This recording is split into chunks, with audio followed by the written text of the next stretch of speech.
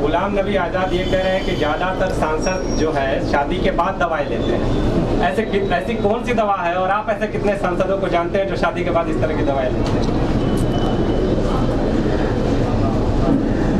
देखो, आदरणीय आजाद साहब ने कहा कि ज्यादातर सांसद अपनी मेमोरी को अच्छा रखने के लिए आयुर्वेद की औषधियां प्रयोग करते हैं। उन्होंने कहा कौन सी करते हैं हम बता ना पाएंगे। दरअसल पतंजलि की इस्तेमाल ज्यादा करते हैं, लेकिन वो क्योंकि पतंजलि का और सरकार का झगड़ा चल रहा है, वो हमारे जब पतंजलि आयुर्वेद कॉलेज के उद्घाटन में आए थे तब उन्होंने कहा था कि दुनिया का इससे श्रेष्ठ आयुर्वेद का कॉलेज और आयुर्वेद का काम मैंने कहीं नहीं देखा, लेकिन वो कह नहीं पाते, हृदय से मानते हैं। तो ज्यादातर सांसद दिमाग को तेज रखने के लिए या तो मेधावटी का इस्तेमाल करते हैं या ब्राह्मी, शंखपुष्पी और एक औषधि होती है जिसको आम लोग अक्सर कम जानते हैं, वचा और ज्योतिषमती, मालकांगनी उसको कहते हैं। इनका इस्तेमाल दिमाग को तेज करने के लिए, दूसरा बुढ़ापे से बचने के लिए। ये केवल भारत के सांसदों की बात नहीं, जो भी थोड़े जागरूक लोग हैं समाज में, वो एंटी एजिंग मेडिसिन के तौर पर आयुर्वेद को ही अपनाते हैं। उसमें आंवला, एलोवेरा सबसे बड़ी मात्रा में देश में इस्तेमाल किया जा रहा है। आपको भी शायद जानकर के हैरत होगी इस बात की कि हमारे यहाँ पर किसी दिन 25, किसी दिन 50 टन आंवला और एलोवेरा का जूस जो है वो भेजा जाता है देश में।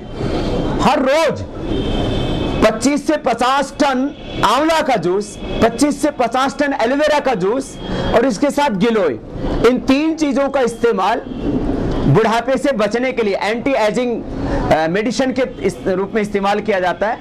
और यौन दुर्बलता के लिए, क्योंकि जिस तरह से स्ट्रेस बढ़ रहा है और चारों तरफ एनवायरनमेंट में पॉल्यूशन आदि है और शारीरिक मेहनत कम हो रही है, ऐसे में सेक्सुअल डिसऑर्डर्स बहुत हो रहे हैं। उसमें अश्वगंधा ये जिनसंग से भी कई गुना ज्यादा पावरफुल होती है, लेकिन सस्ती होती है हिंदुस्तान में, इसलिए इसको लोग पहले ज्यादा इस्तेमाल नहीं कर रहे थे। अब हम देख रहे हैं कि हमने अश्वगंधा का कैप्सूल बनाया।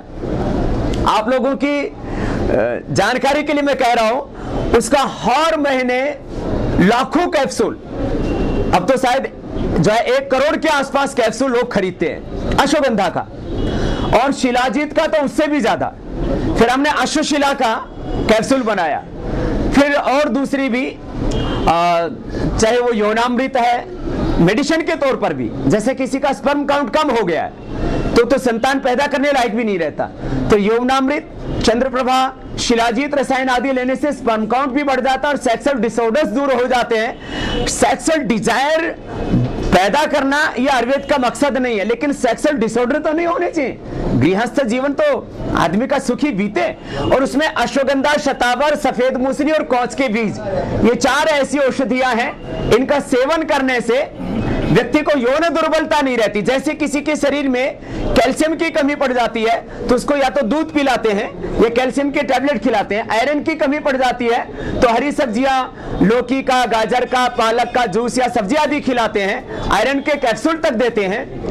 ऐसे ही विटामिन ए, बी, सी आदि के लिए जैसे मेडिसिन ली जाती है, यौन दुर्बलता के लिए अर्थात शरीर में शुक्र की कमी ना हो और व्यक्ति का यौवन क्षीण ना हो, इसके लिए अश्वगंधा, शतावर, सफेद मूसली और कौच के बीज, ये ऐसी 4 औषधियां जो आम आदमी भी खरीद सकता है। मैंने सुना है लोग एक कैप्सूल 100, 200 रुपए का, 500 रुपए का खरीदते हैं, लेकिन ये तो 500 रुपए में महीने भर तक ये औषधियां खा सकता है और शारीरिक दुर्बलता से बच सकता है और जो गृहस्थ जीवन में आने वाली जो समस्याएं हैं उनसे भी निजात पा सकता है।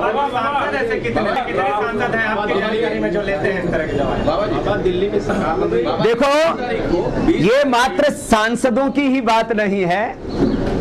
मैंने जो सुना है कि अब लोग सेक्स टॉनिक के रूप में एलोपैथी की दवाइयां खाना पसंद नहीं करते, क्योंकि उनसे ब्लड प्रेशर बढ़ता है, उनसे हार्ट की प्रॉब्लम इंक्रीज होती है और शरीर में दुर्बलता आती है एलोपैथी के जो केमिकल वाले रसायन खाने से। तो आयुर्वेद की औषधियां खाने से व्यक्ति के शरीर में कमजोरी नहीं आती, बल्कि जो इस तरह की ये जो समस्याएं हैं उस कमजोरी का भी समाधान होता है।